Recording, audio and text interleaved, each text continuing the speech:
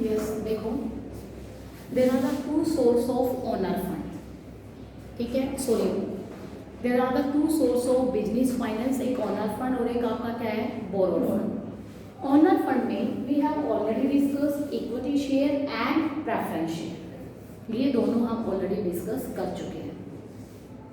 आज का जो हमारा लेक्चर है वो आपका ओनर फंड में जो तीसरी टाइप है वो आती है रिटेन अर्निंग।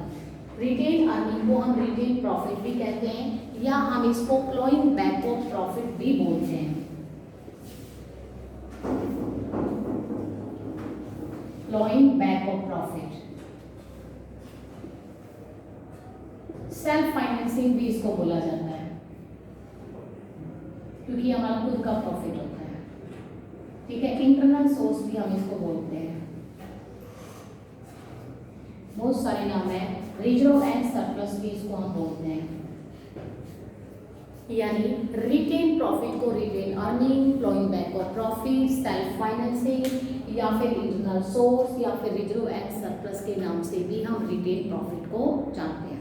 सबसे पहले क्वेश्चन आता है, what do you mean by the retained profit या रिटेन अर्निंग है क्या? कहता है retained profit means undistributed profit which are not distributed to equity shareholders या preference shareholders but that profit are retained in our business, ठीक है। this profit is called the retained profit, यानी undistributed profit को ही retain profit कहा जाता है। जो profit हम शेयर होल्डर्स में डिस्ट्रीब्यूट नहीं करते बल्कि जो प्रॉफिट हम अपने बिजनेस में सेव कर लेते हैं कि पता नहीं फ्यूचर में कब कौन सी कैसी सर्कमस्टांसेस आ जाए, फ्यूचर अनसर्टेन है, पता नहीं कब क्या सिचुएशन आ जाए, उस सिचुएशन के लिए हम अपने बिजनेस में कुछ प्रॉफिट सेव कर लेते हैं। बेटा जो प्रॉफिट हमने अपने बिजनेस में सेव करा है उसी प्रॉफिट को क्या बोला जाता है, रिटेन प्रॉफिट बोला जाता है। आपके फादर को सैलरी मिलती है, क्या आपका फादर सारी की सारी सैलरी उसी मंथ में क्या इंक्लूड कर लेता है? नहीं, उस सैलरी का कुछ पार्ट हम अपने सेव करते हैं। पता नहीं कैसी कंडीशन आए फ्यूचर में, क्या आए, तो उस टाइम में हम अपने आप को अच्छे से सर्वाइव कर सके, इसलिए सैलरी का कुछ पार्ट हम सेव कर लेते हैं। ऐसे ही बिजनेस भी अपने प्रॉफिट का कुछ पार्ट सेव करता है, रिजर्व करता है, उस रिजर्व प्रॉफिट को ही क्या बोला जाता है, रिटेन प्रॉफिट बोला जाता है। तो undistributed profit is called the retained profit, ठीक है, कि जो प्रॉफिट हम शेयर होल्डर्स में डिस्ट्रीब्यूट नहीं करते बल्कि अपने बिजनेस में ही हम रिटेन कर लेते हैं, सेव कर लेते हैं, रिजर्व कर लेते हैं, such type of profit is retained profit. Meaning clear हो गया सबको कि भाई रिटेन प्रॉफिट है क्या। उसके बाद रिटेन प्रॉफिट की फीचर्स आती है। फीचर्स में फर्स्ट पॉइंट आता है क्वेश्चन ऑफ सिक्योरिटी।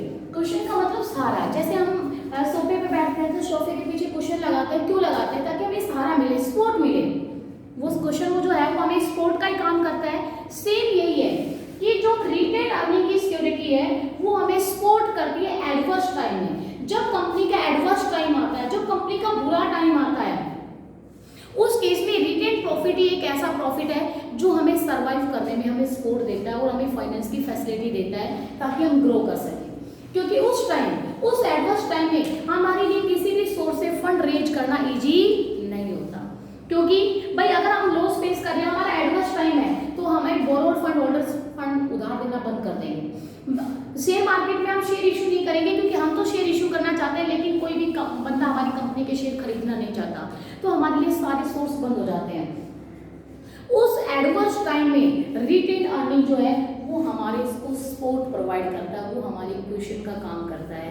तो इसलिए रिटेन अर्निंग है वो क्वेश्चन ऑफ सिक्योरिटी, इसका मतलब एडवर्स टाइम में वो हमें सपोर्ट करती है, ठीक है। Second, funds for new and innovative projects, जो नए और इनोवेटिव प्रोजेक्ट्स होते हैं, ठीक है। इनोवेटिव प्रोजेक्ट्स वो प्रोजेक्ट्स होते हैं जिसमें आप कुछ नया इनोवेट करना चाहते हो रिसर्च के लिए। जैसे हर कंपनी एक R&D डिपार्टमेंट ओपन करके रखती है, रिसर्च एंड डेवलपमेंट डिपार्टमेंट। उस डिपार्टमेंट में हम कुछ नए नए इनोवेशंस करते हैं। कहते हैं जब भी आप कुछ नया इनोवेशन करते हो उस इनोवेशंस का पैसा हमेशा रिटेन प्रॉफिट का यूज करो, वो ज्यादा एप्रोप्रिएट रहता है। क्योंकि जब भी आप कोई नया इनोवेशन करते हैं बेटा, वो इनोवेशन फेल भी हो सकता है और सक्सेस भी हो सकता है, दोनों चांसेस होते हैं। अगर वो इनोवेशन सक्सेस होता है तब तो कोई प्रॉब्लम नहीं है, लेकिन अगर वो इनोवेशन फेल हो जाता है तो उस केस में अगर हमारा खुद का प्रॉफिट है, रिटेन अर्निंग है, तो हमें कहीं बाहर पेमेंट करने का हमारे माइंड पे प्रेशर नहीं होता।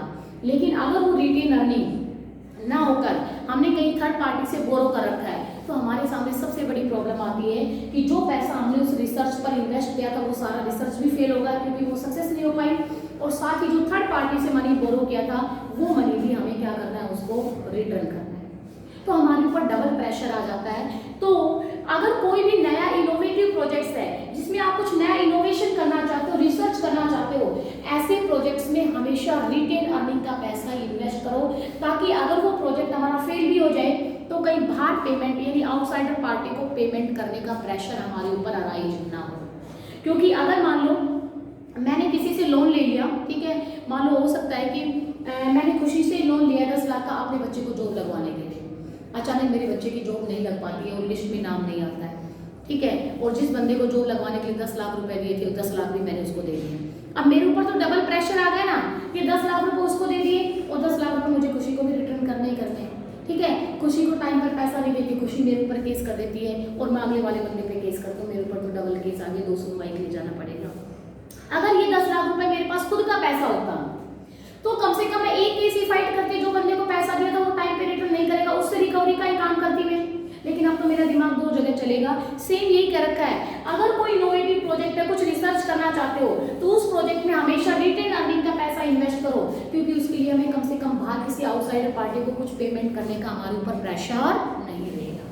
तीसरा है medium and long term finance. भाई रिटेन अर्निंग का पैसा आप जब चाहे उतने टाइम तक आप यूज कर सकते हो, बिकॉज ये आपका सेल्फ फाइनेंसिंग है, आपका खुद का प्रॉफिट है, आप जितना चाहे उतने लॉन्ग टाइम के लिए आप इसको यूज कर सकते हो, जितना लॉन्ग टाइम के लिए चाहे उतना लॉन्ग टाइम के लिए यूज कर सकते हो, बिकॉज आपको कहीं किसी बाहर कुछ पेमेंट पे नहीं करना, ना ही रिटेन अर्निंग का पैसा हमें कभी वापस करना होता है क्योंकि हमारा खुद का प्रॉफिट होता है। उसके बाद आता है conversion into ownership fund. Retained earning का प्रॉफिट आप जब चाहे आप ओनरशिप फंड में भी कन्वर्ट कर सकते हो, क्योंकि अगर आपकी कंपनी में प्रॉफिट ज्यादा हो जाता है, रिटेन अर्निंग ज्यादा है, तो आप अपने शेयर होल्डर्स को बोनस शेयर इशू कर सकते हो। बोनस शेयर का मतलब होता है कि भाई आपकी कंपनी में जितने भी शेयर होल्डर्स हैं आपको उन सबको क्या देना होता है, डिविडेंड देना होता है। लेकिन अगर आपकी कंपनी में कैश कम पड़ जाता है, समझ आता है, तो आप अपने शेयर होल्डर्स को कैश की फॉर्म में डिविडेंड ना देकर आप उनको बोनस शेयर दे सकते हो। बोनस शेयर दोगे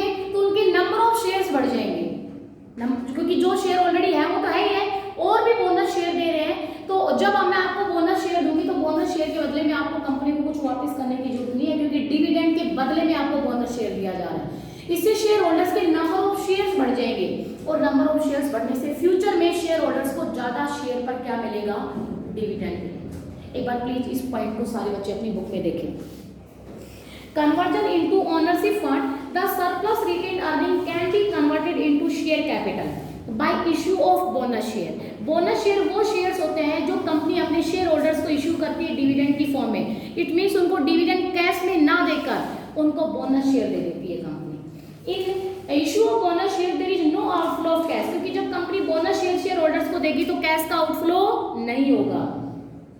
investors who are benefited by the issue of shares free of cost, और इन्वेस्टर्स को भी फायदा होगा क्योंकि जो बोनस शेयर उनको मिल रहे हैं वो फ्री में मिल रहे हैं, इसके लिए उनको कंपनी को कुछ पेमेंट करने की जरूरत नहीं है। तो रिटेन अर्निंग का पैसा हम जब चाहे बोनस शेयर की फॉर्म में भी यूज कर सकते हैं, उनको जब चाहे हम शेयर कैपिटल में भी कन्वर्ट कर सकते हैं, क्योंकि उन लोगों को कैश की फॉर्म में डिविडेंड ना देकर शेयर की फॉर्म में भी हम उनको क्या कर सकते हैं, दे सकते हैं, तो नंबर ऑफ शेयर उनके बढ़ जाएंगे। मोस्ट डिपेंडेबल सोर्स है, सबसे ज्यादा डिपेंडेबल सोर्स है, क्योंकि इस सोर्स में हमें किसी भी आउटसाइडर पार्टी को कुछ पेमेंट करने की जरूरत नहीं है, और सबसे चीपेस्ट सोर्स भी है, ये सबसे चीपेस्ट सोर्स है।